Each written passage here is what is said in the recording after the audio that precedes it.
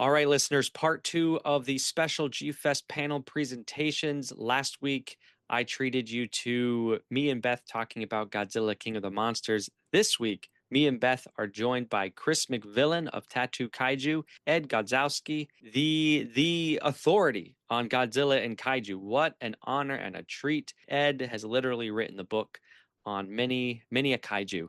I own his Honda biography that I cite on this podcast all the time.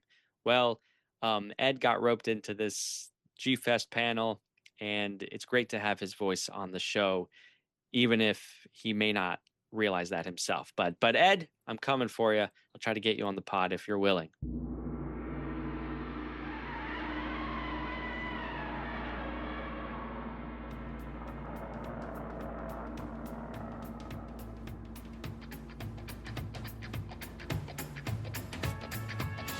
Hello and welcome to Camp Kaiju Monster Movie Podcast. We're your hosts, Vincent Hanna and Matt Levine.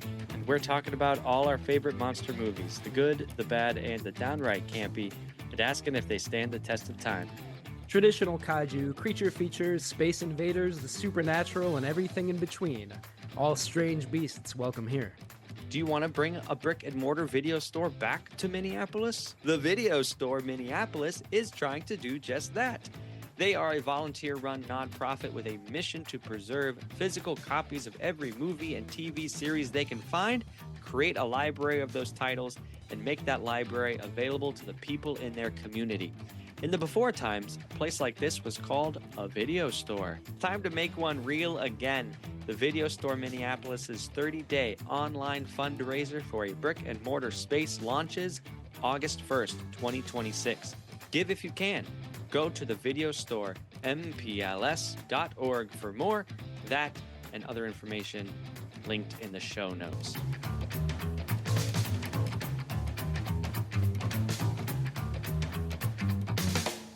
Science hunts Amazon Gillman in the most astounding expedition of our time. This is exactly as it was 150 million years ago when it was part of the Devonian era. As man continues his conquest of the unknown, daring underwater adventurers challenge the world's most treacherous waters to find the only living link with the beginning of time. Creatures from the Black Lagoon, rising from the monstrous depths to astound and terrorize the world. No! Feel the frightening fury of a man-beast, aroused to strange emotions by its first sight of a woman. See underwater thrills never filmed before. Amazing underwater battles never dreamed of before. Creature from the Black Lagoon, starring Richard Charlton and Julia Adams, the screen's first underwater 3D thrill.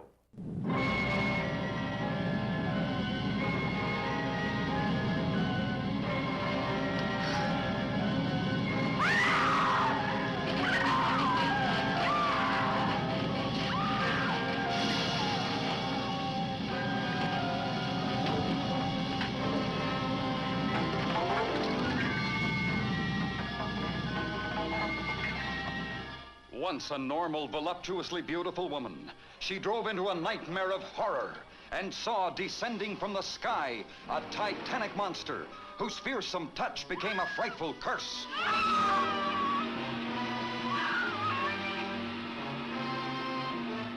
You think I'm drunk, don't you? All of you! I'm not drunk! I'm not! You've got to believe me. Please. It was right in the middle of the highway, 30 feet tall. Once she's in the booby hatch, throw the key away. That'll put you in the driver's seat. You'd make a wild driver, Harry. With $50 million. What she saw was beyond belief until others, too, faced its hideous, uncontrollable menace.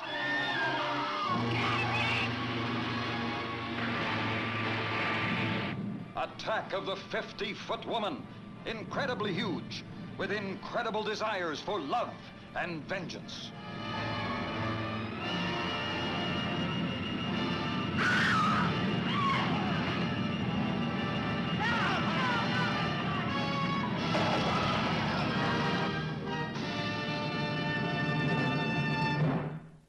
Steven Spielberg presents Gremlins. Billy Pelser has a nice home. Billy, is that you? Yeah, Mom, it's me. A nice job. A nice girl. If you're not doing anything this Thursday night, maybe you'd like to go out on a date with me? I'd love to. And loving parents who are about to give him... You're gonna like this. No, don't shake it. We're gonna have to open it now. It won't wait till Christmas. The most unusual gift he ever got. What is it? It's your new pet. Come on, Barney, be a good dog. My dad gave it to me. But there are a few things to keep in mind. If you expose it to the light, you may hurt it. If you get it wet, it will multiply. All that from water? They got wet? Yeah, plain water. And most important, no matter how much they beg, never let them eat after midnight. Because when they do, they change.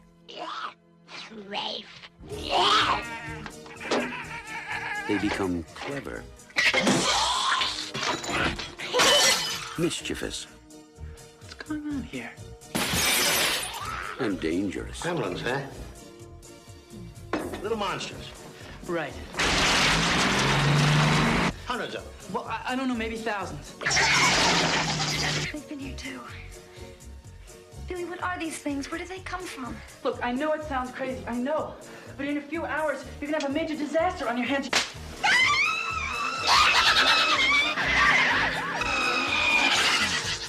Gremlins, directed by Joe Dante. They'll be expecting you. So, listeners, this panel presentation is called "Is It a Kaiju?" Me and my colleagues, we go down the row and we give our opinions on whether or not a certain monster is categorically a kaiju. Godzilla, obviously, but what about the creature from the Black Lagoon? What about Nancy, the 50-foot woman? What about the Mogwai from Gremlins? Well, we have opinions, and the audience has opinions, and we really do a good job of getting their voices into this episode as well. Again, all credit to Beth, all credit to Chris. You guys, this was your idea. Thank you for just having me on board, and I hope you don't mind me sharing this with the world, and I hope I can do you justice there. So, listeners, thank you for hanging out. Thank you for supporting. Please rate and review Camp Kaiju wherever you listen to podcasts. You can follow us on patreon.com/Camp Kaiju for additional videos, reviews, merchandise, and more. Other ways to get in touch are at campkaiju@gmail.com, campkaijupodcast.com, Instagram, and you can go ahead and leave a voicemail for us. Let us know if you think it is a kaiju or not at the answering machine zone at 612-470-2612. Special thank you to our current Patreon members, Jason, Chris, Sean, Peggy, our anonymous patron, John, Steffi, Jim Chaney, and Ben. Thank you all, and until next time, stay campy. I'm sure everybody's learned a lot this weekend at these panels, but I just want to give you a heads up that this is going to be a fun one. We have Ed here, and if you don't know who he is, you should. So he knows a lot. Vince is a podcaster with Camp Kaiju, knows everything about kaiju. I'm a silly tattooer that likes monsters. So, and Beth is a Godzilla scholar. So this will be informative, but this is also going to be a little more of a lighthearted, fun time. See, you say that, but I think this panel will have the definitive answers moving forward. See, you say lighthearted, but we keep all asking these questions, so we're doing it here today. I hope to ask a lot of questions. I hope to think way too deeply about all of this and include you all in that as well, so buckle up. Yeah. We can do this every year. Just the kaijuologists come together and make it happen. Hi, everybody. Hi. Okay. So, we're going to be playing everyone's favorite game. Is it a kaiju? Yeah. We have a few rules and a few ways I set up this panel to make it fun and spontaneous for everybody. So, we have 12 creatures. Everyone has a dossier of the first 11. But there's a wild card 12th one that they do not know. To keep it, keep it light. And how we're going to be doing it is we're going to be rolling a dice. We got D&D dice. So we'll be able to pick as we go. It's a die. Dice. It's a die. Dice. Oh my God, it's not actually. It's a die. Yeah. She's got 3 of them, so it's We each can take one and roll one and go down. So as we pick and we roll the die, we will go ahead, I'll provide a little bit of context, and then we can have our panelists go ahead and start discussion to figure out before we ultimately vote as a panel. And then we'll also open it up to the audience as well, because I mean, you guys' opinions are just as important out of this, okay? I think we can get started. We're coming in. We know what we're doing. First and foremost, I would like to thank one of our sponsors, and that is the Pillar Arts Alliance of Bloomington, Indiana, for helping all of us get here and put on this presentation. So they've also been a great sponsor of our event in Bloomington, Indiana as well. So, round of applause.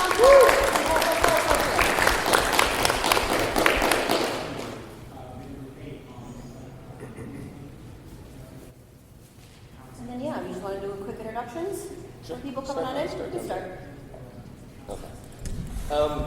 Hi, I'm Chris McVillain. I own Tattoo Kaiju in Bloomington, Indiana. It is a kaiju-themed tattoo shop. We specialize in, nerd stuff. Find us anywhere online or in Bloomington. Also, I work with Beth on the Godzilla Bloomington Weekend, which is a little film fest we started a couple years ago, and we'll be. We don't have dates yet, but it'll be next June. So 4 hours to the east, you can get there. Hey everybody, I'm Vincent Hannum. I'm the producer and co-host of the Camp Kaiju Monster Movie Podcast. We've been going on 6 years now, where we talk about traditional kaiju creature features, space invaders, the supernatural, and everything in between. That's what I say on each episode.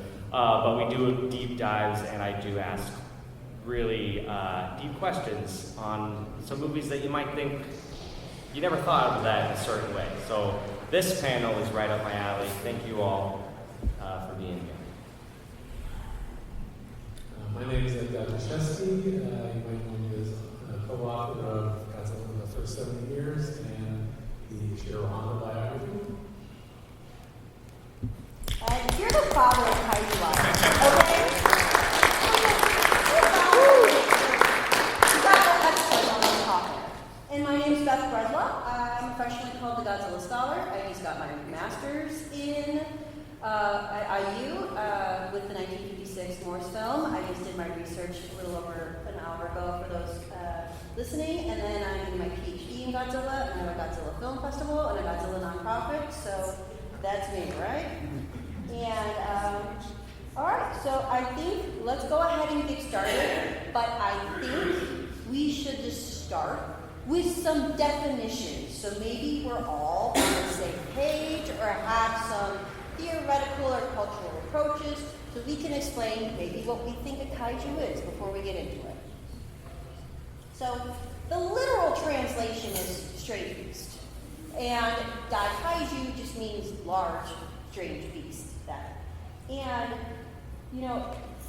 there's a really great book, Great Creatures in Our World, and Chase Short kind of describes a kaiju as a subset of a broader genre of fantasy creatures that haunts capitalist modernity and suggests considering approaches that are both cultural and theoretical. Because in the end, she says that they have to relate to this unbalance in the world. But if we would be remiss if we didn't particularly talk about what it means for film.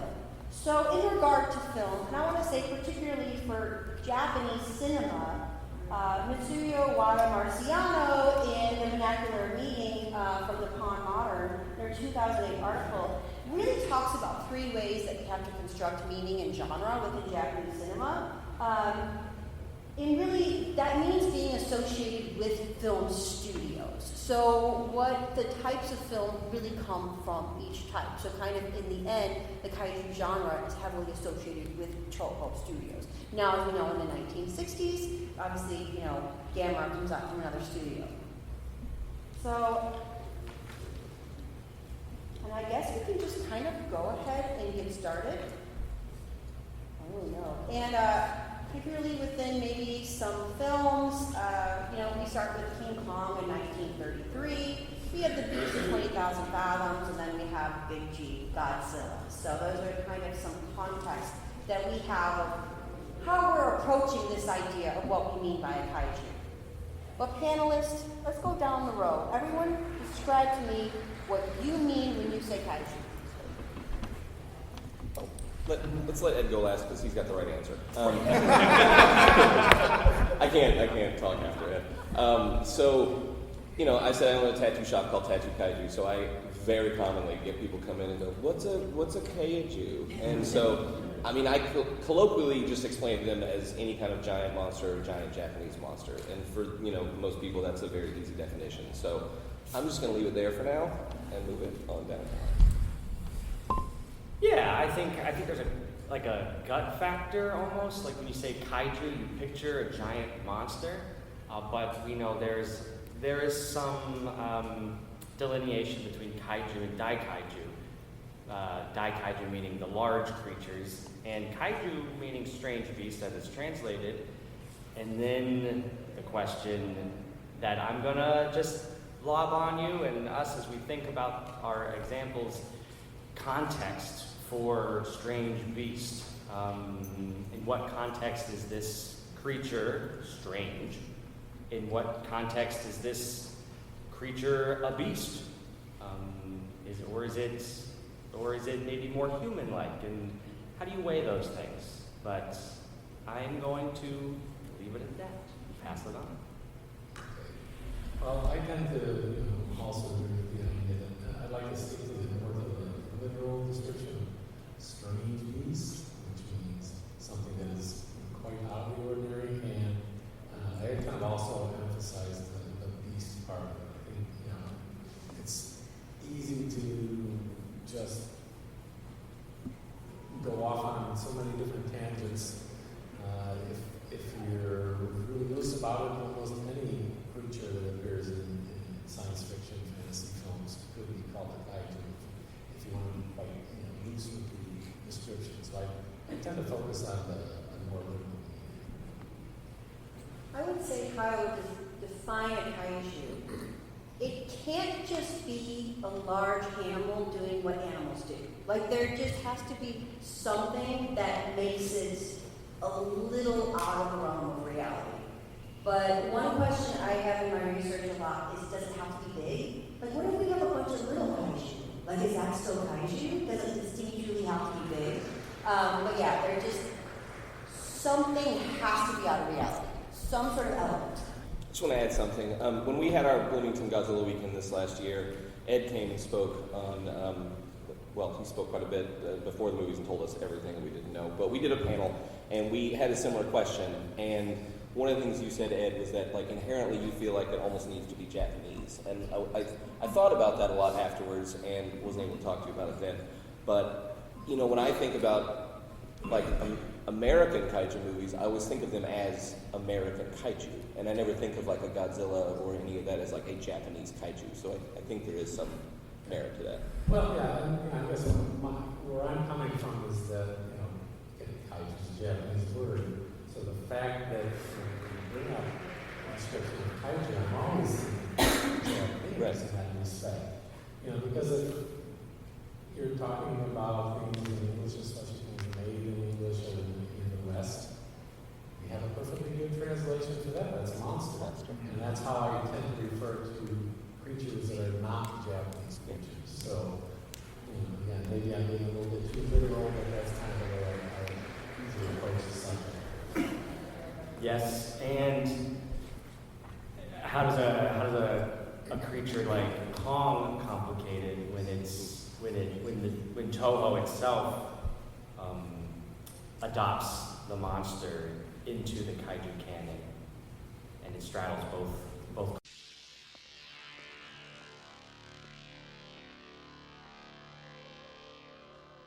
Ghosts.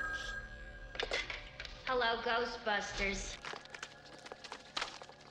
They're real. You do? You have? They're here.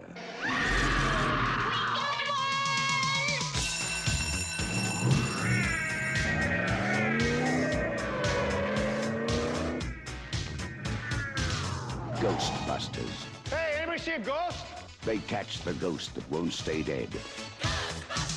They're armed.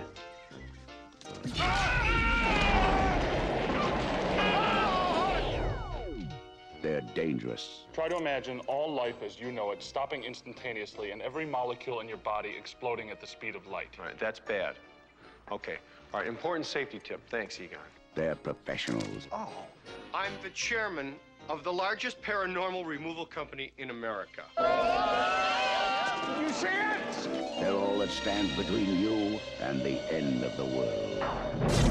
The city is headed for a disaster of biblical proportion. Real wrath of God type stuff. Exactly. Fire and brimstone coming down from the sky. Human sacrifice, dogs and cats living together, mass hysteria. Your girlfriend lives in the corner penthouse of Spook Central. You want this body?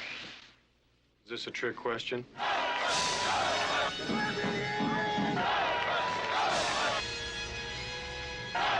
Got your stick? Hose! Beat him up! Smoke it! Make him hard! Ready!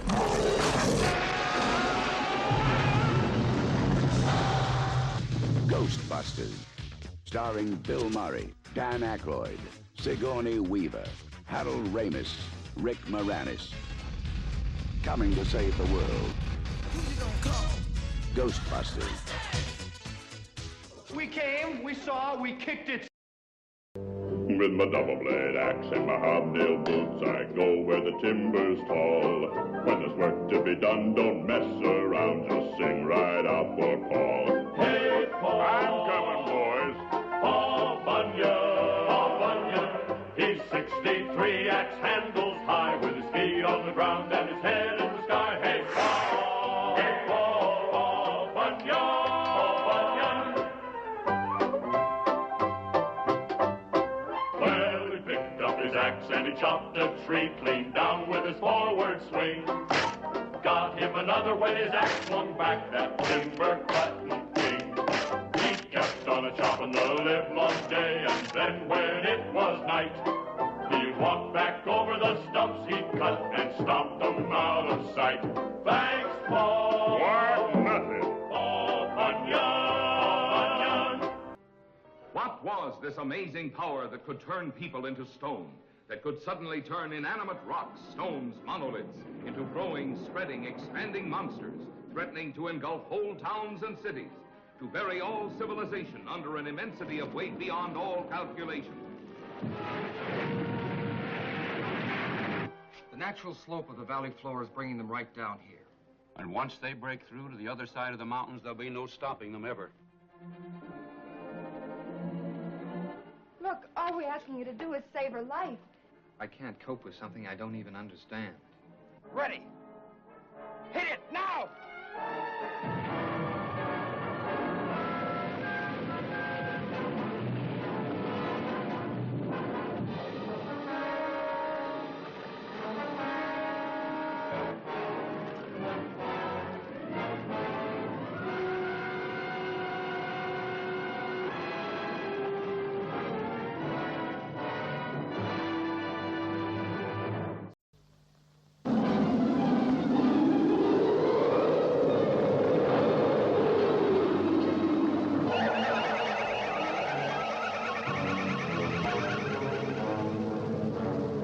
Seven young people shipwrecked on a mysterious island.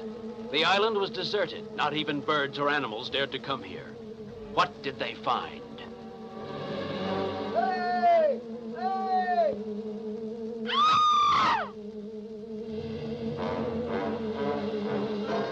Seaweed, fish, and turtles' eggs.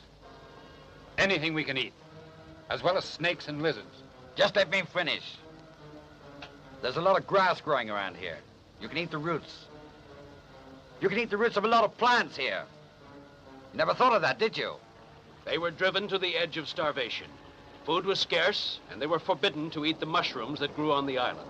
Fear and hunger turned them against each other.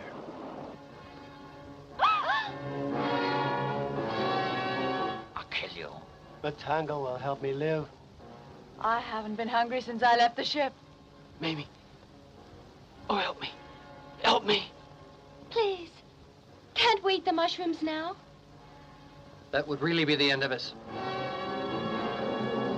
Akiko!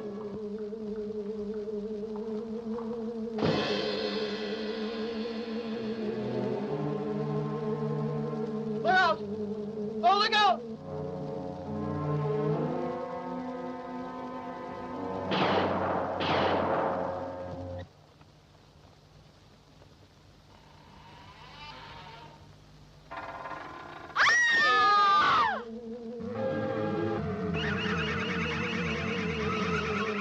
Matango, the horrible mushrooms. Matango, the vegetable monster. Can they escape the dreaded Matango? You'll find out when you see Matango. Okay, so before we get into our creatures, we play a game. Chris has a surprise for Vince. So, before we did our last event, Vince was nice enough to have us on Camp Kaiju to help promote Bloomington Godzilla Weekend, and I did the posters for the show, and so I had all the sponsors send in their logos, and when I saw their logo, it's a fine logo. I just thought they could have it much better. And so I decided to just take it upon myself to make them a new logo, because I do that. And so this will be the new Camp Kaiju podcast logo moving forward until they find a better artist to replace it. And so...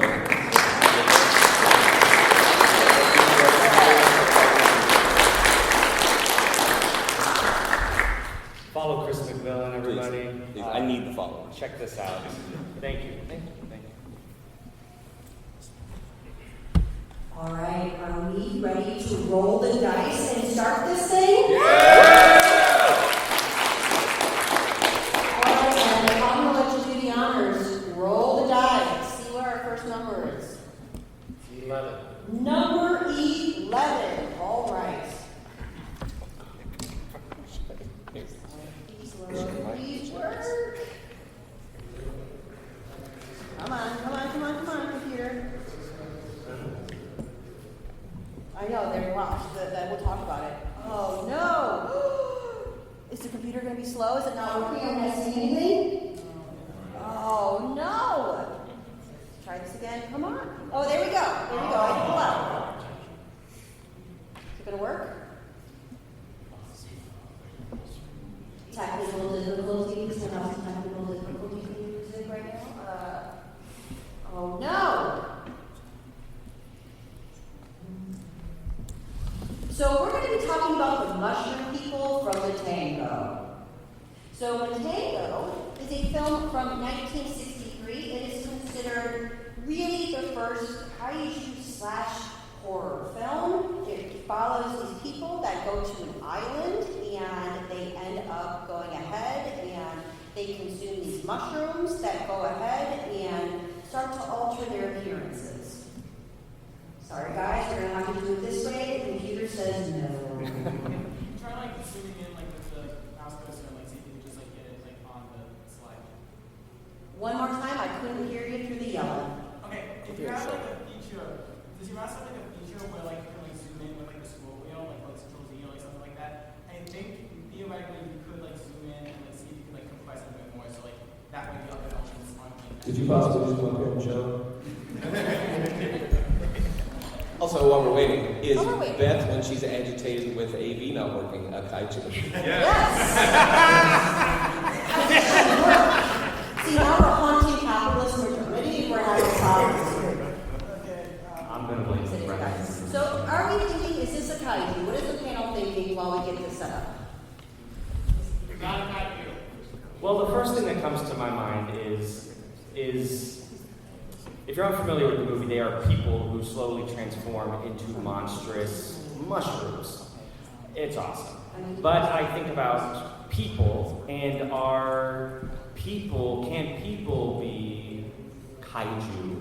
I mean, height, size, they don't grow to gigantic proportions in the film, but they do slowly morph into organic matter. So strange, yes. Beastly, yes. I mean, it's very simply put, my opinion right there. But does that make it a kaiju? I don't know. So the first thing that I thought about this one was that if I can fit this into a different category other than kaiju, I think that negates the fact of being a kaiju. And this movie, to me, just comes across as like a zombie film. And so for me, this becomes one of those like, rampant infection, zombie, people turning into monsters, which is what makes them scary because they were us. And so I don't know if that could fit in a kaiju film category because I think it fits more squarely into like a zombie category. I have to agree with that. The fact that the people are people, and they're just people that have transformed into a different shape.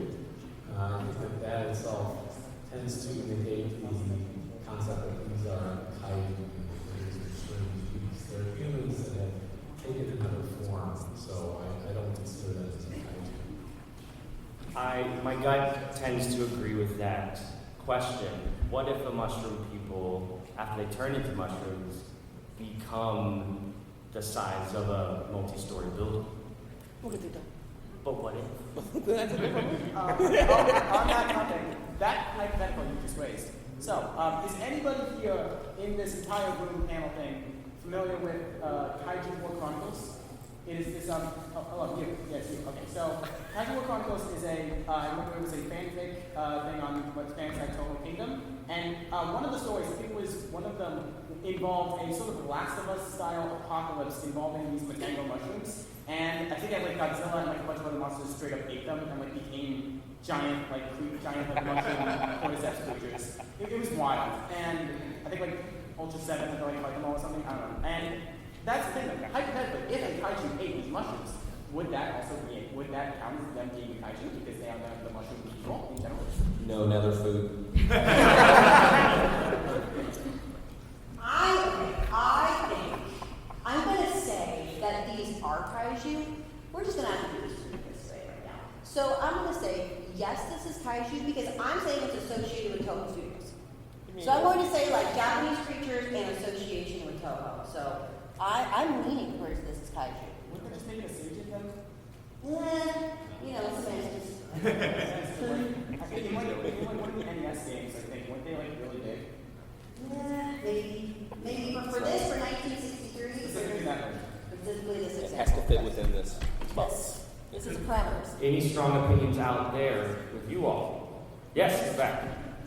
So if you want to get technical, there's another phrase that's used to describe a much more human monsters called kaijin, which is what I would consider the Matango people. That's what they call the monsters from Kamen Rider. That's often what's if you know the H-man's often considered a kaijin. So that's what I would say. And I don't know the exact etymology, but it means going by the rough translation of I think it's human monster or something like that. Because it's literally describing people-sized humanoid monsters. So That's a good terminology. Yeah, thank you. Yes.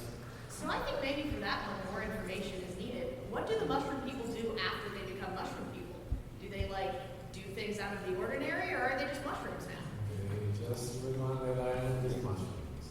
Just mushroom people. They're kind of normal for that island, right? That's just what they do there. I don't think they are kaiju. I think they're just mushrooms. I think we're ready to vote on this one. Are we ready to vote? Okay, panel. Let's go. All right.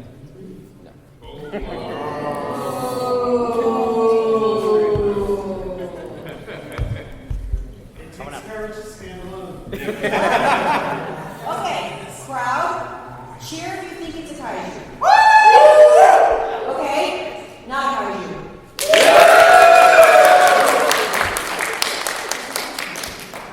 All right, we have our first definitive answer. All right, shall we move on down? We'll keep rolling the dice and we'll just deal with the Okay. There you go. Thank you. Just one? Just one. Yeah. One. What's number one? What is number one? Frankenstein's monster. Okay, and I'm saying using this as capital F subject. Not particularly one film, even though I have the Boris Karloff here. I'm saying the multimedia representation of Frankenstein's monster? What do we think? In all media, any version of Frankenstein? Sure. You see, so if the Matango had to be in a box, and then we're going to say this one is all versions of Frankenstein, I think that... Okay, so do we want to specify it? Do we want to say Boris Karloff? I think we need to say Boris Karloff. Because, Okay. there's the giant Frankenstein from the Godzilla and stuff, so, we can't... So that is, but... Yeah, just speaking off the cuff here, just thinking a little bit about it. My gut is telling me actually that it is a kaiju, and I know we've all defined that in a lot of different ways, but I'm thinking about the Frankenstein monster is stitched together from other bodies, so it's very supernatural in a way, and he's certainly strange. He wants to become human, which I find just a really interesting way to color that character. I'm going to pass it on, but my gut's telling me yes. The way I look at this one is, the Frankenstein monster is basically just a human. It's an amalgamation of parts from many different humans, but it's by far and away just a human. It is called a monster because it's out of the ordinary the way he was put together, but he's still basically a human, and he has human abilities. So I tend to think that this doesn't really fall under the category of beast within the definition of strange beast. This particular representation, no. But I would say we're talking about Frankenstein within a larger cultural context. Yeah, particularly for the gargantuans and stuff like that. There are further conversations. 1931, no. But in 2026, maybe. Yeah, I think that's the problem with this one is we almost need 3 categories for this because the Colossus for sure, but he's Frankenstein's monster. He's a universal monster, and so I feel like that just by calling it that, kind of like Ed was saying, it has a name for it, and I don't know. Are we ready to go ahead and vote? Does anybody else have opinions? Anybody vote? Okay. They got opinions on Frankenstein. So I really have to say that one of the main points of Frankenstein, especially in the book version, but also to an extent in the 31 version, is showcasing the humanity of the monster and the inhumanity of Victor. So in that case, you're explicitly showing a very human creation that is not very much a strange beast outside their appearance. You say any version of Frankenstein, right? Any version of this monster?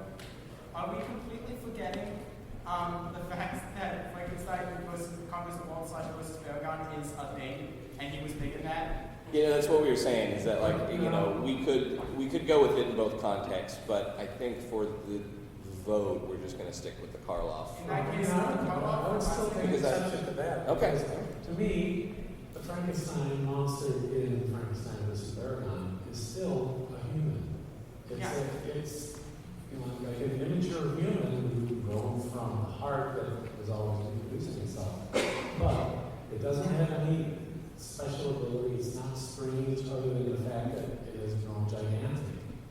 And it is basically vulnerable to attacks and generally. But Frankenstein and his behavior is very human. I think that's actually the point that the film tries to make that. It's a very tragic figure because he is human. People want to call him a monster. Okay, one more, and then far out. Would a kaiju throw a little girl into a lake? Maybe. But would it throw a little girl into a lake because it thought she would float? I don't feel like a lot of kaiju would do that. I feel like a lot of kaiju would just throw a little girl into a lake because it's a kaiju that wants destruction. Frankenstein's monster in 1931 thought she would float, so it shows a little more humanity than I think most kaiju would do. I like that humanity aspect a little bit, and I'm reconsidering my initial opinion. All right, on that.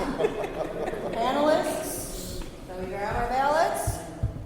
And let's vote.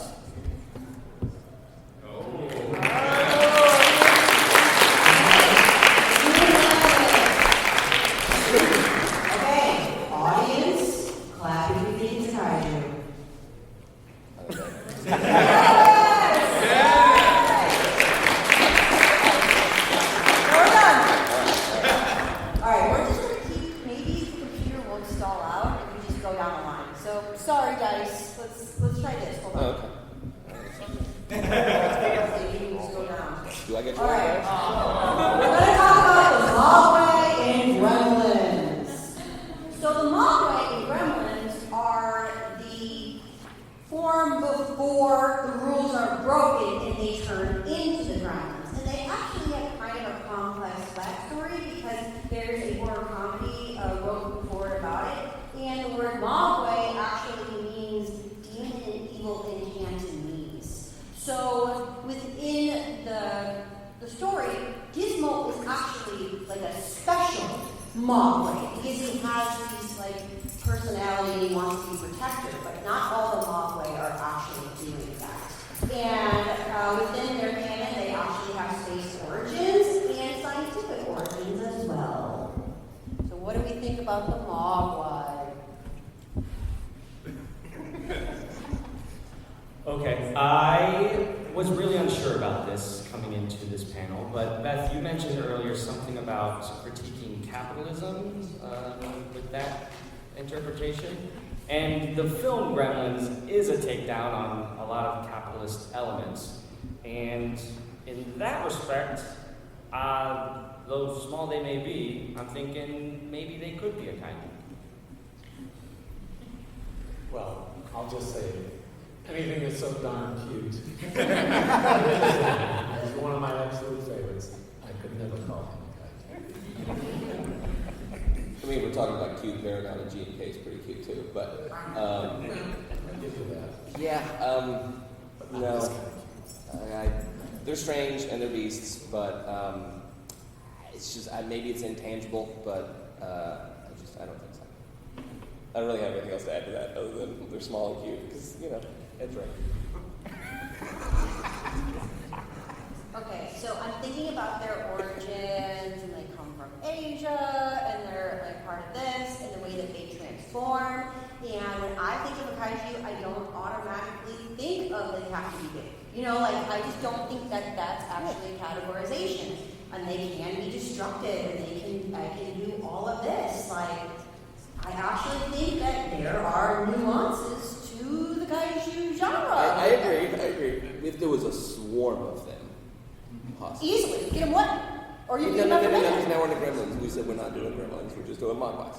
So you get the Mogwais wet, and then they have more Mogwais. But when you get the Mogwais, you feed them after midnight. right, yeah, okay. Sorry, I got my rules wrong. Yeah, we have rules. I understand. Rules. What about if they're in an airplane going through a time zone? Never mind. Always midnight somewhere. Audience, any strong opinions? So, Mogwai, Gizmo, sometimes he drives a little RC car and he shoots a little bow and arrow, and just kind of using that kind of stuff doesn't really scream out beast to me. I wouldn't necessarily call it humanity, but it's doing stuff that people do. So I guess I'd say no. Any dissenting opinions? Anybody on the strong is a kaiju camp? Okay. If the Dorats from Godzilla versus King Ghidorah can be kaiju, I don't see why it's not kaiju. Well, but rats themselves are not kaiju.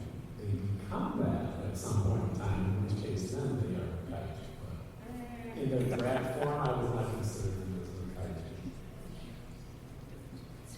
And by the way, Gremlins 3 should be coming out in 2027, and we'll be making a third one.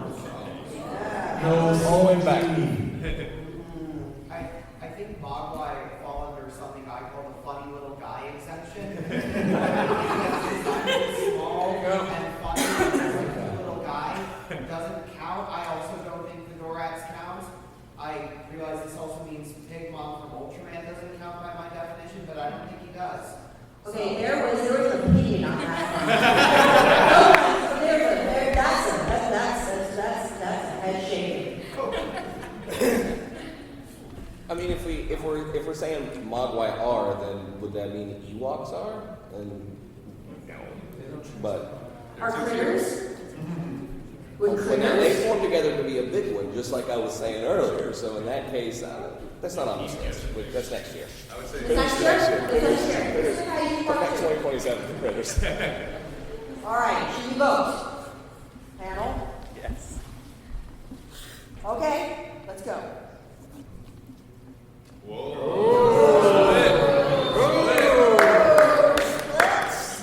are split. All right, audience, you gotta be tiebreakers. Is it a kaiju?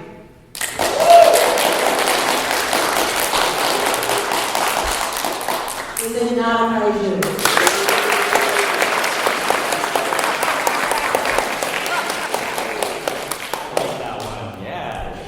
Things are running hot. Alright, that was contentious. Okay, and now it's recorded for G-Fest forever, Martin. So now we know. I gotta let you know that this episode of Camp Kaiju Monster Movie Podcast is brought to you by the Video Store Minneapolis. Do you want to bring a brick and mortar video store back to Minneapolis? Well, the Video Store Minneapolis is trying to do just that.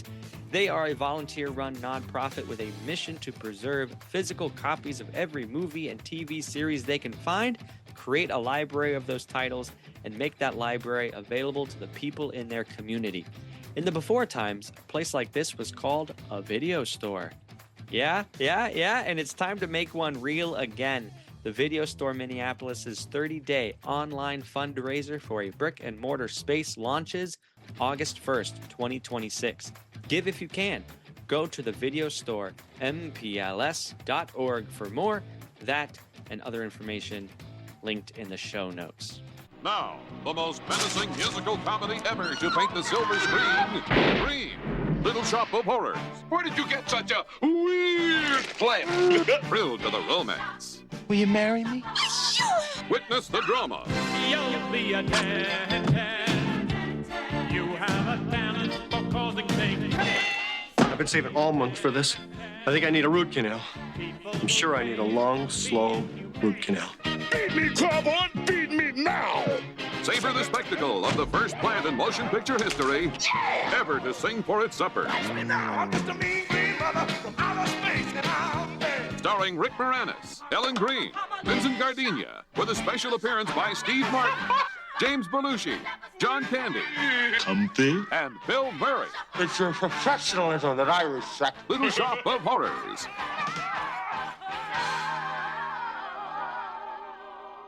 From the exotic geisha houses of Tokyo to the back alleys of the Ginza Strip comes the terrifying news of a fiendish creature that threatens to destroy all who stand in his way. This is the frightening story of an American reporter in Tokyo who unwittingly became the victim of a shocking scientific experiment that turned him into a horrible mutant, half man, half monster, the Manster.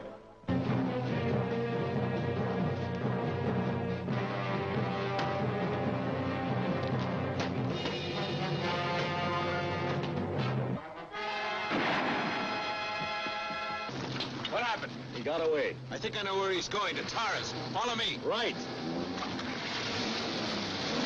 There's panic in the streets as the unheard-of terror of a half-man, half-monster runs wild through the city. There he goes! Don't miss the Manster, a genuine thriller in the most frightening sense of the word.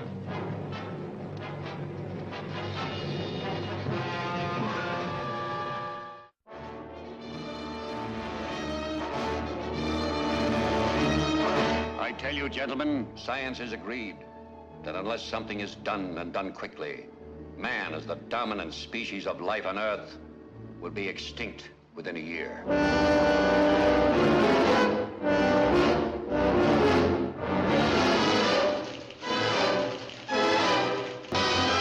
By direction of the President of the United States, stay in your homes. I repeat, stay in your homes.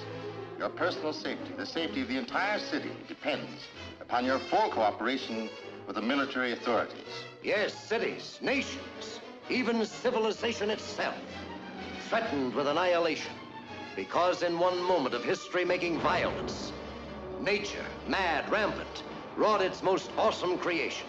For born in that swirling inferno of radioactive dust were things so horrible, so terrifying, so hideous. There is no word to describe them.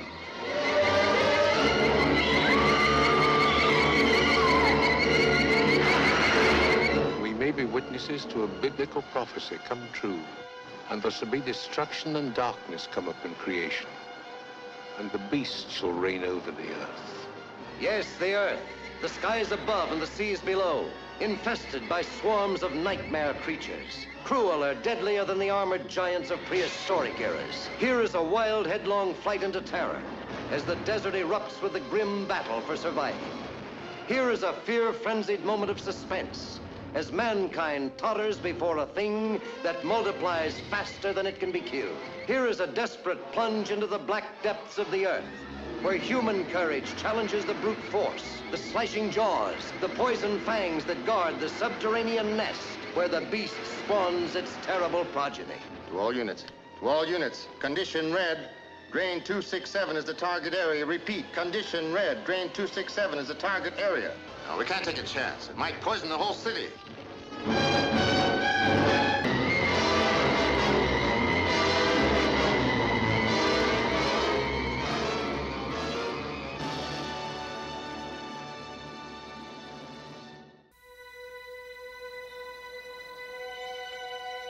Instinctively, man has always been drawn to the sea.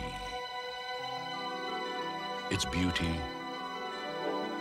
its mystery, its secrets.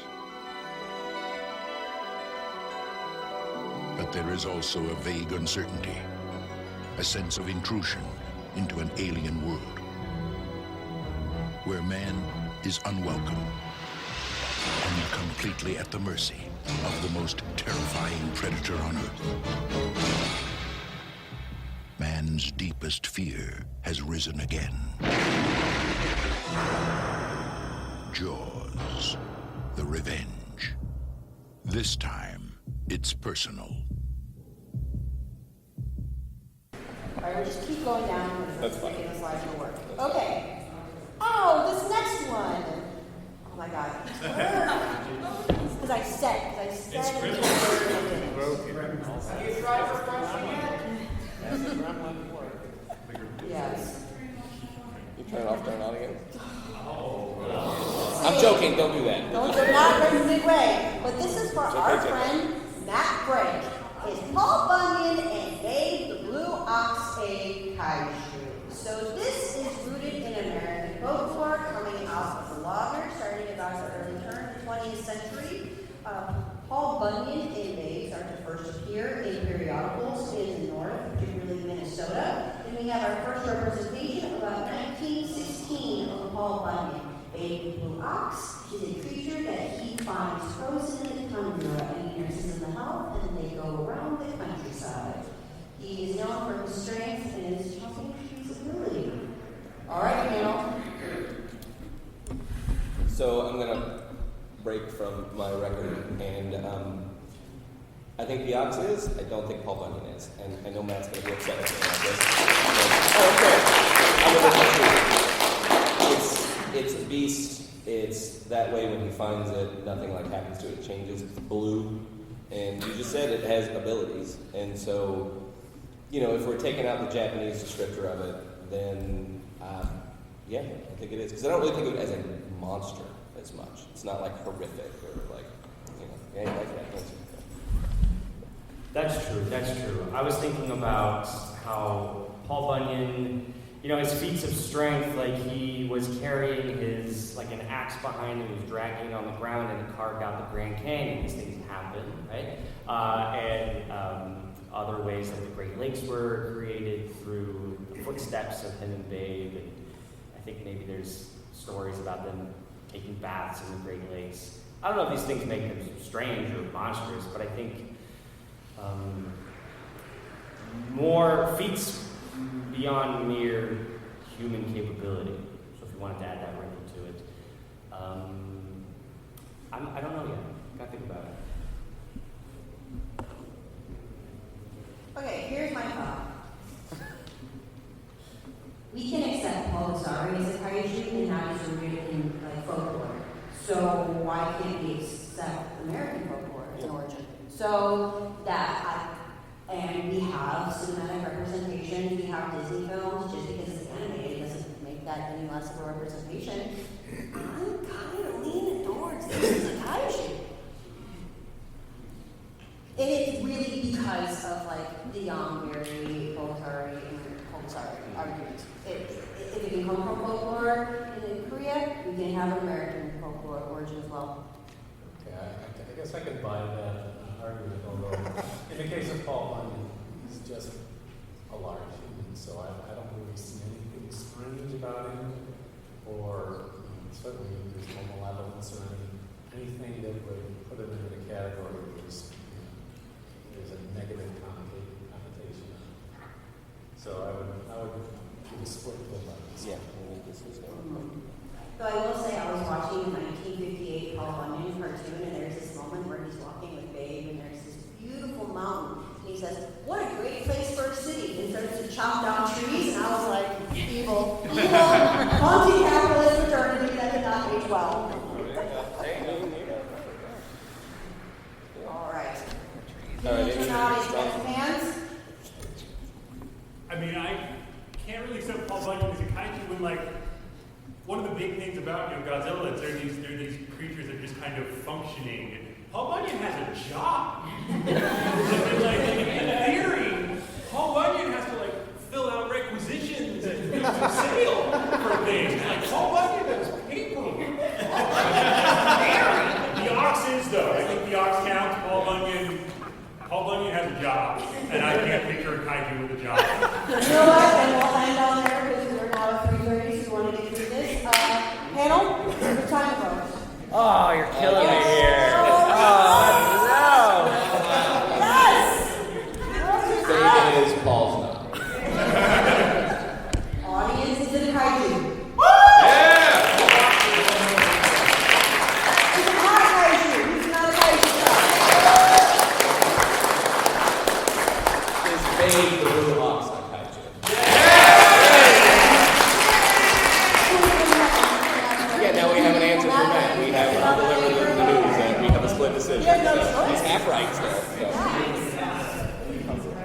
The public is spoken, not right. Maybe he can do a just wait to the rocks comment.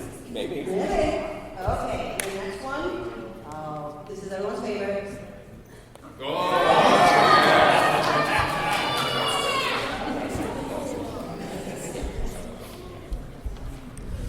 So I'm just going to say this was my vote. Yeah, of course it is.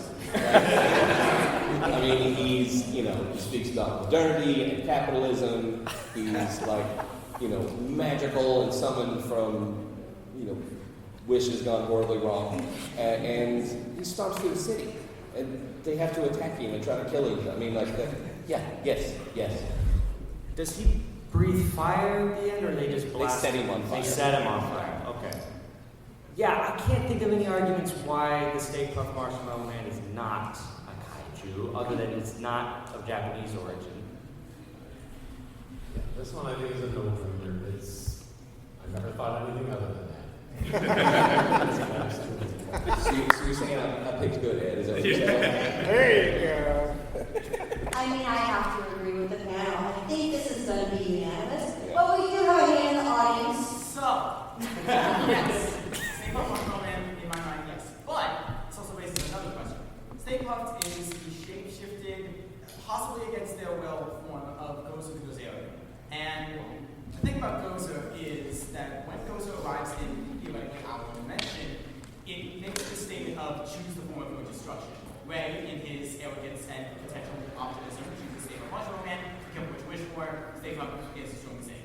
There have been other instances, as Eon states, of Gozer taking on other forms on other worlds, such as like a great Gordian, or whatever he describes it as. So theoretically, Gozer is also kind of a key, but whatever Gozer is, but also not.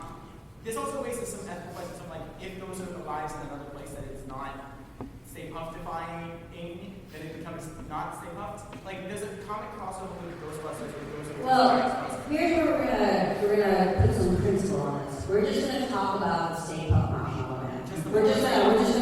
That's just the other textual lineage. So panel? This is what I love to do. So thank you for that. Yeah.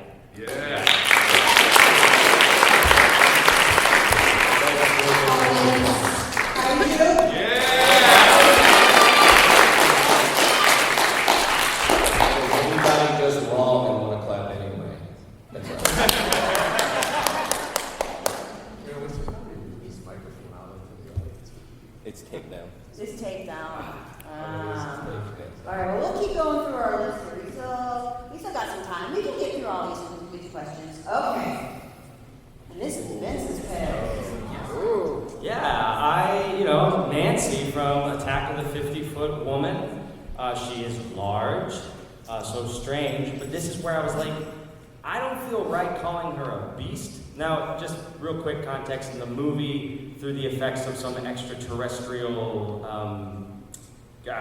things, she grows to enormous proportions. But she's an aggrieved woman, and when she grows to be a giant, she seeks her revenge on her two-timing husband.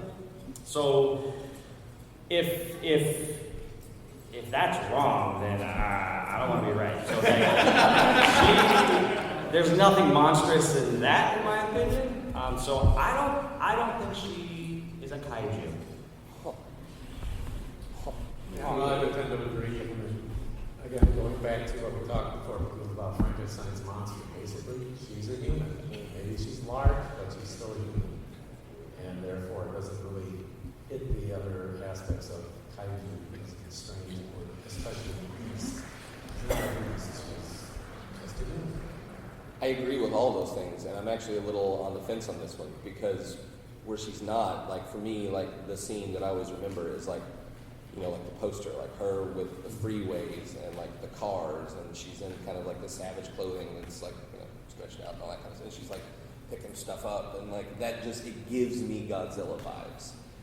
But she's not a beast, so I don't know, I still think I'm on the fence on this one. Yeah, she definitely, like, there's arguments and similarities to, like, almost like the sympathetic characters of King Kong, you know, or like the sympathetic qualities of Godzilla here. But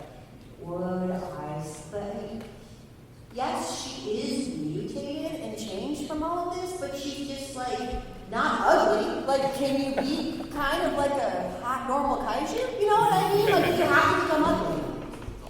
Good question. Yeah, right? I just think that we have all these assumptions, like size and aesthetics, you know, like. Oh, okay, quiet up here. What do you all think? Yeah, sorry. Doesn't she go back to being normal at the end? I feel like being a kaiju is kind of a permanent state. You couldn't turn Godzilla back into a Godzillasaurus. She dies? Oh, she dies? I haven't seen the movie. Yeah, she dies. But it's a Godzillasaurus.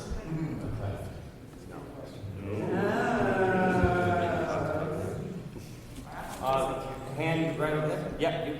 Like getting to your idea of like her motivations, it kind of makes me compare her to like the Amazing Colossal Man. Like in that movie, he kind of went on something of a rampage, like knocking over signs and throwing cars, and like the worst she does is like take a roof off of a house. So yeah, I probably would say she's less of a kaiju than say the Amazing Colossal Man would. Yeah. Okay. Do we vote? Okay. Everybody? Yeah, 1, 2, 3. 1, 2, 3.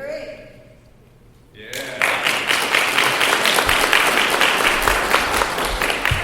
With an asterisk, I'm still not. Audience, is it a kaiju?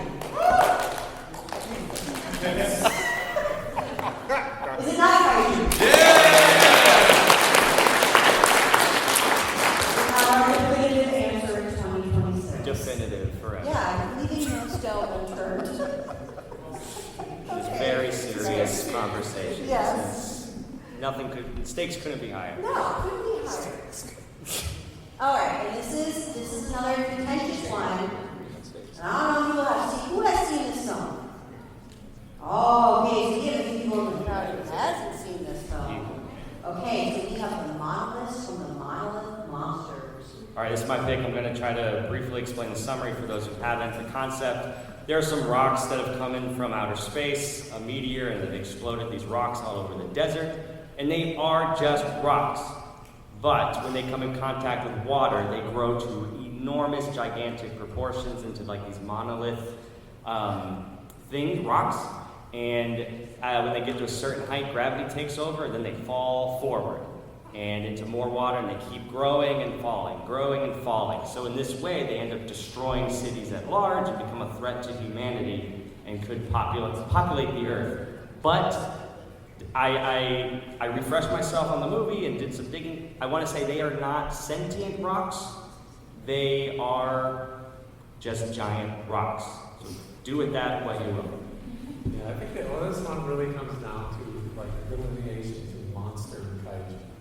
You know, these things are definitely, in my opinion, monsters, but because they're inorganic, they can't satisfy the definition of a beast. So I would unfortunately call them not kaiju, but certainly monsters. Okay, it seems like a discussion, like we have laid out a principle that kaijus have to be like sentient. They have to be like thinking, like we need some motivation. Yeah. At least living. Yeah. Sure. I feel like this movie is just climate change.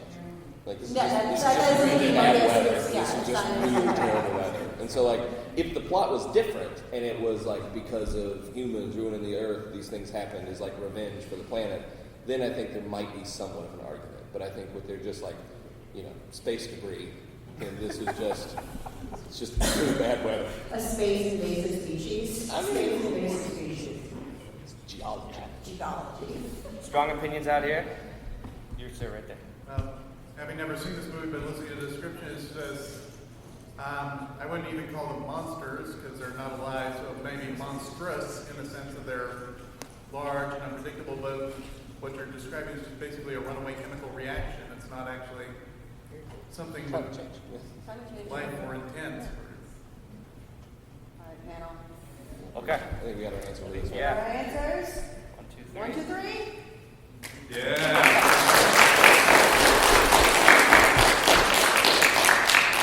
Audience, any strong camp where this is a kaiju? No. Okay, you're all agreeing. You did it, guys.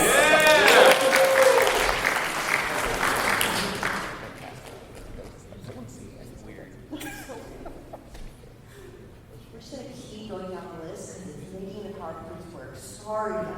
Okay. Sorry, dice. Dice. All the dice.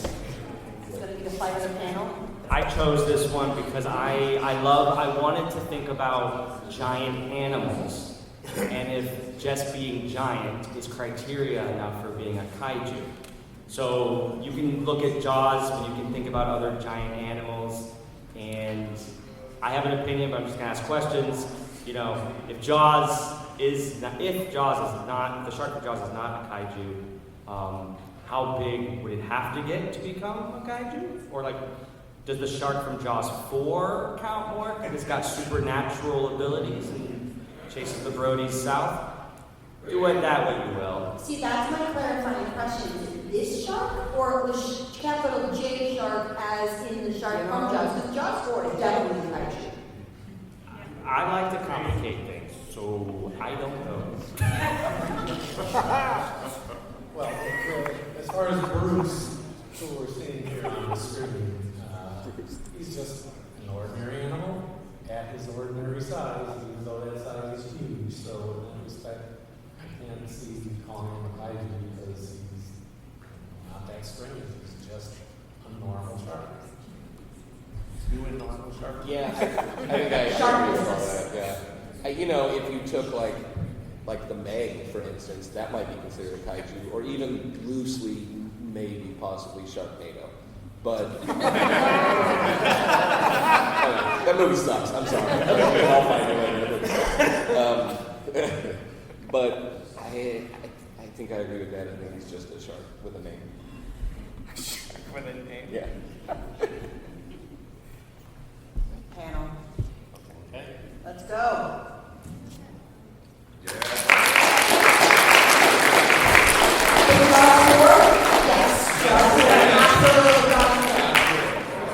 We're getting a lot of no's today. Yeah, we are getting a lot of no's. I thought we'd be more, but we are not done with our list yet.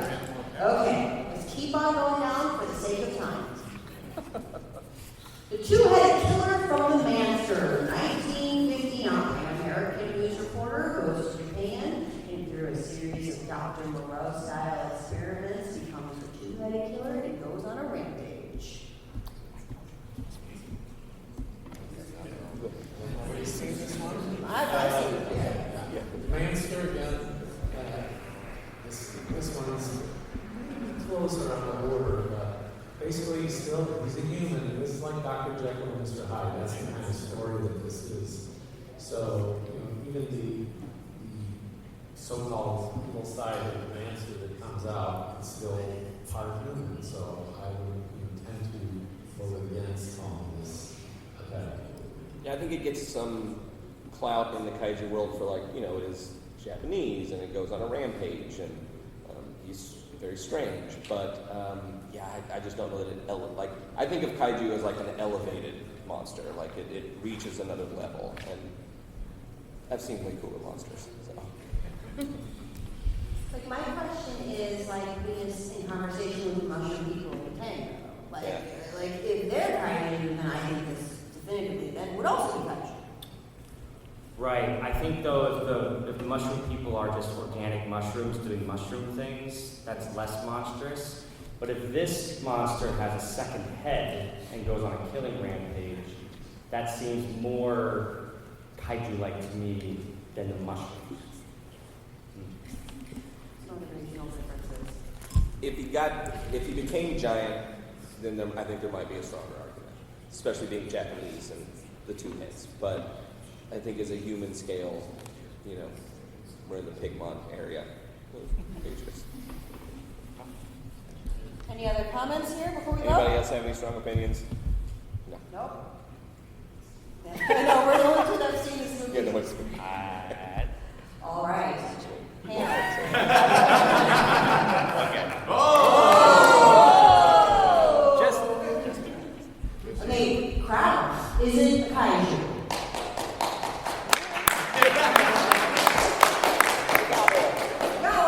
This is not kaiju.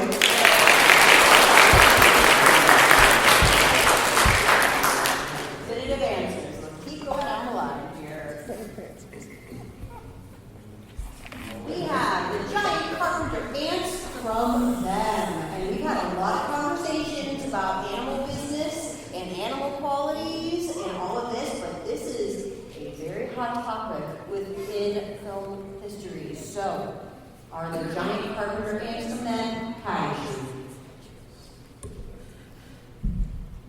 I think so.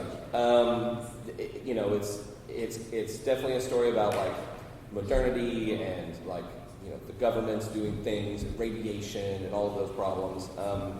They go on a rampage. If Humanga and Kamakuras are kaiju, then I don't know how the ants from them are not kaiju. Great point about the Kamakuras and other such monsters. I think about animals, like going back to Jaws, how big does it have to get? And these ants, relatively to the original size, are so disproportionately large. I have to be leaning, yes, they are kaiju. I would have to agree they're mutated. They certainly surpass the ordinary living creature that these things are descended from. So, without a question in my mind, and the fact that they're based in formed from radiation, they certainly earn the title of kaiju. I mean, I'm thinking motivation. I watched the film and they're just kind of doing a lot of ant business. You know what I mean? Ants are terrifying. Yeah, but it's on ant business. We're in the giant ant territory technically after they get radiated. Didn't you have in your panel earlier? Wasn't them in one of your slides? Yes, it is brought up within our yes. They're also somewhat sentient, which I think we talked about. Yeah. Even if it's a hive mind sentience, there's still a sentience. So you might not even say one individual ant is a kaiju, but I think as a hive, as a nest, that would consider that for sure. Okay, I can see that. Any strong opinions there? Far back.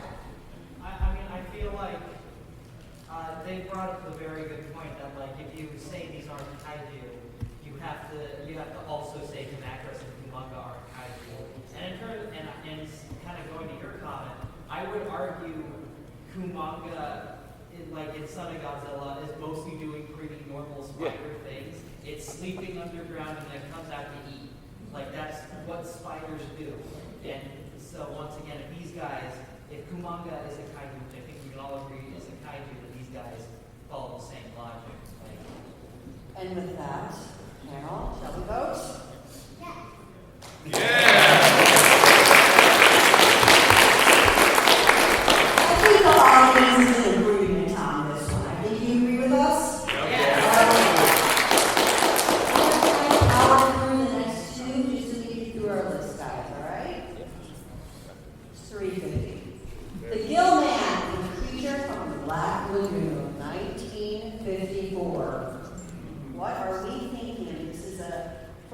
archaeology expedition at Amazon rainforest uncovers fossilized evidence, which brings us to the Gill Man who terrorizes the crew. I have strong opinions about this one. I'm just going to go real quick. First, remember that the creature from the Black Lagoon is a living fossil. So it is of this earth. It is a natural creature that just happens to be in the wrong time and place.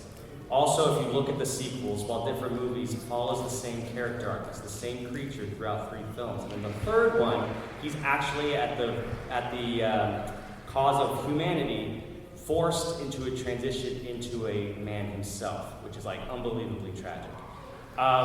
So looking at this character of the creature, I don't think it is a kaiju. I think it is an animal that has just been unjustly served. So I'm a little biased because on this side I have Godzilla tattoo and on this side I have Godzilla. But I think if we're following the same rules, because Frankenstein is not, I think it automatically kind of takes it out because, well, A, it's a universal monster. But I don't think of him as even like a creature. Like even in the movies, like I consider him just a sympathetic character that has like been essentially dealt a bad hand and ended up in the wrong pot. And yeah, so that's much. All right. For the sake of time, I think we need to vote. Sorry, guys. Wait. Sorry. We got one more. All right. Okay. Go for it. Is it kaiju? Yes. Wait. It's I need. I need clarification. Because, at least in my view, this is not. He's more qualifies as a beast. It's very strange, not from modern times. Right. So, to the extent that if a dinosaur showed up in today, would you call him just a beast or just a living animal, or would you consider him as a kaiju, like the Renaissance? Right. What are you going to say about the Renaissance? He's a beast out of his time, but he's a beast. In this case, just the fact that he's very humanoid, and looking in that way, you kind of think of call him a kaiju. Yes, I kind of, again, go the idea that he is a beast, maybe he's out of his time, but being a beast, and it is strange, and he's got unusual powers that I'll give him the benefit of the doubt and call him a kaiju. All right. And with that, we're just going to wrap up the last one. It's very recognizable, and we're just going to go ahead and vote so the next panel can get on. This is the wild card. It horror kaiju. Panel?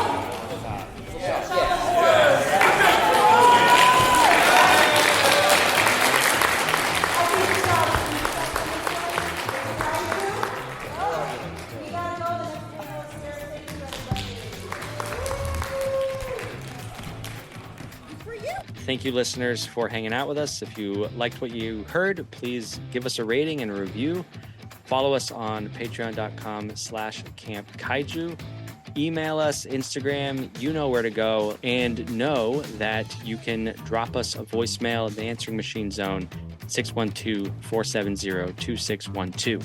Camp Kaiju is recorded in Minneapolis, St. Paul, with Media's Mailbox by Ben Cook Feltz.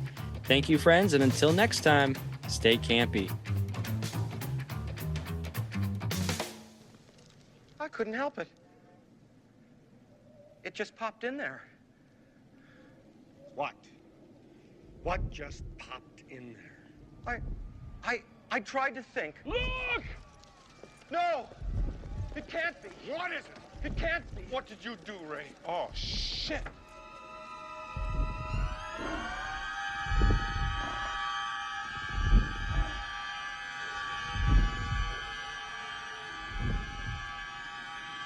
It's the Stay Puft Marshmallow Man.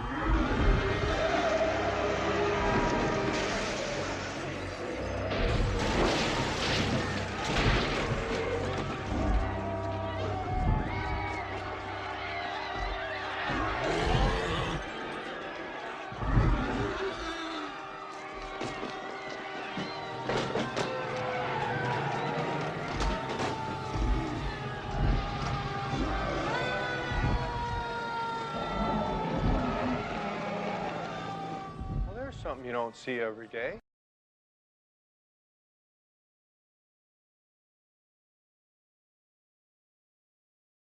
And is it a kaiju? That one seems like it went well as well. That was a lot more casual. That was a lot of fun. Me, Beth, Chris, and Ed. Let me think. The monsters you suggested. We stuck with them. Oh, cool. The ants from them, creature from the Black Lagoon, and Well, the host was a backup option for me because Beth and I chose the same monster. I can't remember which one that was though. Oh, it was Matango, the mushroom people from Matango. That's right. That's right.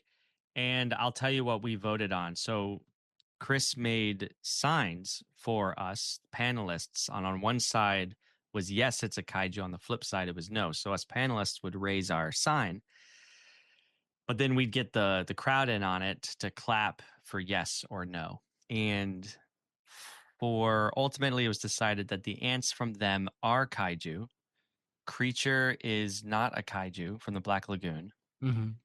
And the mushroom people are not kaiju either. Cool. I think I would have the same verdict on all of those. Yeah, someone in the crowd, because we had a bit of a Q&A for each, and they were like, so are the mushroom people just mushrooms, just doing mushroom things? And we were like, yeah, I get kind of, like by the end, right? Yeah. So the woman was like, that's not a kaiju. They're just plant matter. Yeah, fair.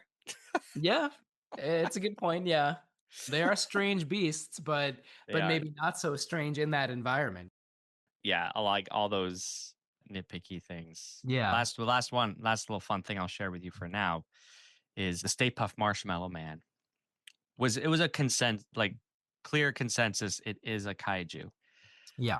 But to this one fan's credit, it looked like he was 18. He had a lot of strong opinions, and he was very nice. Like, he was a cool kid. And he raised his hand, and he was like, he launched into it. He said, well, technically, the Stay Puft Marshmallow Man is a projection of Gozer, the Invincible, right? And I was like, oh my God, you're right. Is Gozer a kite? Like, how does that? Is the Stay Puft Marshmallow Man even? Like, how do you define its place in reality? Then even. Yeah. It came from Dan Aykroyd's mind because he thought about it. That's a fascinating question. Yeah. It makes me think of the brain monsters in Fiend Without a Face, which are also like projections of people's like heightened states of mind or whatever, you know? Where would they fall? Who knows? Well, Beth really wants to do this panel again next year. So we're already making a list. You can add it to the list. Yes. And if you guys do it again, I will be there. I'll be closer to Chicago. So yeah. Even let's make it closer. happen. Yeah. Yeah, it'd be a blast because now there's like a small little crew and everyone was really great and got along and happy to see each other next year type of thing. Cool. Well, yeah. Well, hopefully I can join next year, but I'm glad to hear that it went well, and thanks for representing Camp Kaiju there. Yeah, man, it was fun. Cool. I'm sure other memories will come up from the weekend, other tidbits. Oh, the vendor room, right? Just a kid in a candy store. There were so many cool things. And I was looking at all the DVDs, boxes and boxes of used, obscure monster movies. And I was standing next to somebody, of course, perusing, and they picked up a DVD of that movie Frogs. Remember we talked about that one? Yeah. And I'd watched it myself recently, and I was a little underwhelmed by it. But this woman was talking to her partner, and she's like, oh, Frogs, I've heard of this. So I chimed in. I said, yeah, it's a campy good time. I really oversold Frogs. She said, all right, I'm going to get it. And I said, well, if you hate it, don't blame me. But I own it. So yeah, go for it. Yeah. She's probably not going to regret it, you know? No. Even if it's not a great movie, I'm sure it'll be fun to watch for her. Absolutely. So it was fun to talk to somebody about Frogs. Yeah. Randomly. Cool. I assume Ticks didn't come up though. No, unfortunately not. Yeah. Did you buy anything at the expo? I bought things for Ada, actually. Cool. Like a little cute bag with like cartoony Godzillas on it. Oh. A little Rodan figurine. and a small like kids board book that from Japan. It was all in Japanese, but of still images from Heisei Godzilla movies.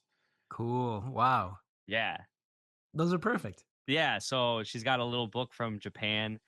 She's like, she wants me to read it. I can't read it, but we look at the pictures and I say, that's Mothra, that's Rodan, that's Batra. And, so she knows more at her age than I did. Yeah. Too. You're already like breeding her to be that's not the right word, but like preparing her to be a good kaiju fan, Yeah. That's awesome. I love that. Yeah.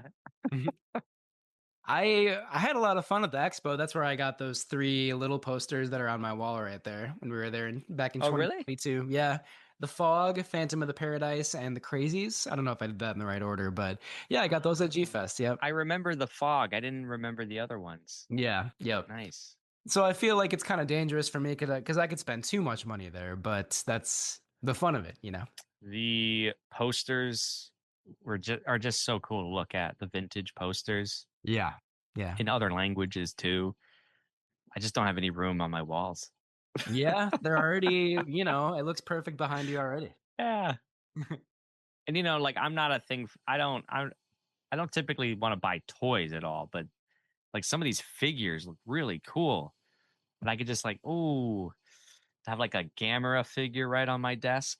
Yeah. Would be so sick. But again, it could snowball pretty quickly. Yeah, for sure. Well, I mean, I think we both struggle with just like wanting to obsess about our like passions or whatever, like I just want to have like thousands of movies in my Blu-ray collection, but sadly we can't. Yeah, we can't do that. Criterion sale going on at Barnes and Noble.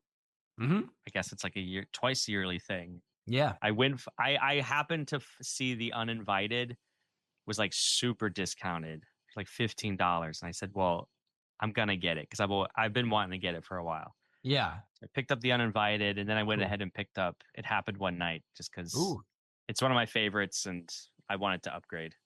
Yeah. An all-time classic. Yeah. And you have seen The Uninvited, right? Yeah, just once, but it really stuck with me. Yeah, it's great. I have that Criterion Blu-ray and it's beautiful. Nice. Yeah. Yeah. I love the essay that's included in it too.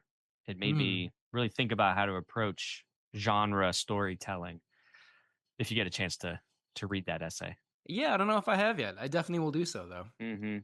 I watched, I guess I could talk about this during the episode, but I watched Isle of the Dead a couple nights ago, the Boris Karloff movie. Have you seen that? No. It's Val Lewton produced RKO movie, so like in the same group as Cat People and I Walked with a Zombie and all those movies. Isle of the Dead is really great. It might be my favorite Boris Karloff performance that I've seen. It's another Val Lewton horror movie where it's not totally a horror movie. It's almost like there's a little bit of horror, but mostly it's about all these big themes over here or whatever, And it's really good, really beautiful. I loved it. Awesome. Yeah. Yeah, I gotta see more Val Lewton movies, including. Well, I don't know. Did he do Night of the Demon, or is that just Jacques Tourneur? That's a good question. I don't think that was a Val Lewton produced movie, but it was directed by Jacques Tourneur. It's great. Right. I do like that movie a lot. Yeah, high on my list. I was just very inspired this weekend to not just keep doing what we're doing with the podcast, but just to keep expanding my knowledge of cinema and just like how these movies talk to each other and what other people are talking about. Yeah. That's the constant goal, I think, for me too, just like see as much as I can and learn as many different parts of cinematic history as I can, You're on the right road for it. Yeah, that's true. I'm very excited.